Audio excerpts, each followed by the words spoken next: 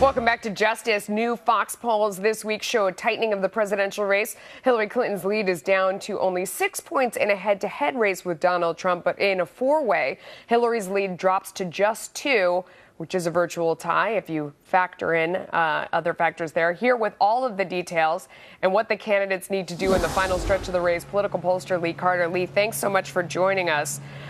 Great to be here. What do you think about the fact that when you put the other candidates in there, and it's not just the head-to-head, that they end up taking from Hillary Clinton? Does that surprise you? It's very surprising to me, especially because Gary Johnson is a libertarian. He's getting 9% of the votes. It's pulling away from Hillary Clinton, and you wouldn't expect that to happen. You would expect a libertarian to be pulling from Donald Trump, and that's just not the case. And we're looking now at a race between them as in a statistical dead heat. And so it's clear to me that the strategy that Trump's been employing over the last 2 weeks is really, really working. He's moving ahead. He's keeping his base solid, and he's even getting more. So, what do you make of that? Because it's hard for me to trust the fact that the Libertarian candidate is pulling from Hillary Clinton. In other pollsters, before we had this most recent one, most people thought that it would be pretty equal from both sides to have the other candidates in there. Yeah, I would have thought that it would have pulled equally on both sides as well. So this poll is surprising to me, although we are seeing that when you talk to a lot of the Bernie Sanders supporters, they like Gary Johnson's message. They like it's a very anti-government message. It's a very anti-establishment message. And I think that is pulling some of those folks that would have been going for Bernie Sanders. Yeah. And you would have expected them to be going to Hillary Clinton. But it does make sense if you really do think about it in some ways. But it is surprising. The other part of the poll that I thought was interesting was, are both Clinton and Trump terrible candidates?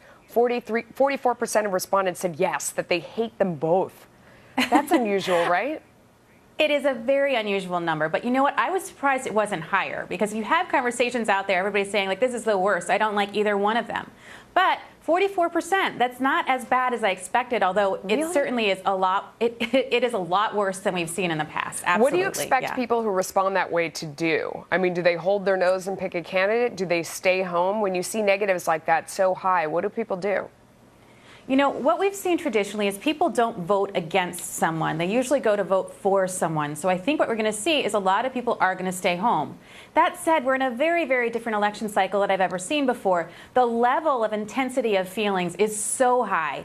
The fear, I mean, Hillary Clinton's calling Donald Trump dangerous. People believe that Donald Trump is dangerous, and that might drive people to vote, not for Hillary Clinton, but against that idea that something else is dangerous. But likewise, there's a lot of people who say, Hillary Clinton, I can't trust her, she's crooked. All of the information that's coming out now about the emails and the more in-depth things is really causing people to say, I'm not sure that I can trust her to be president and not do, act in our best interest. So I think we might see more people go to the polls than we expect, because traditionally we do see that people don't go and vote against someone. So I think we're going to have a different cycle this year. Donald Trump sitting at 39% in this poll. The folks on Hillary Clinton's side say that he's got a ceiling and he's sitting right at it, and that he may have done better, and his numbers have gone up in the past week or two as we've seen him deliver a steadier message and stay on prompter and, not have some of the gaffes that he's had in the past, but they don't believe he can break higher than that. Have you seen evidence that he could go higher than that, or do you believe that he's hit a ceiling?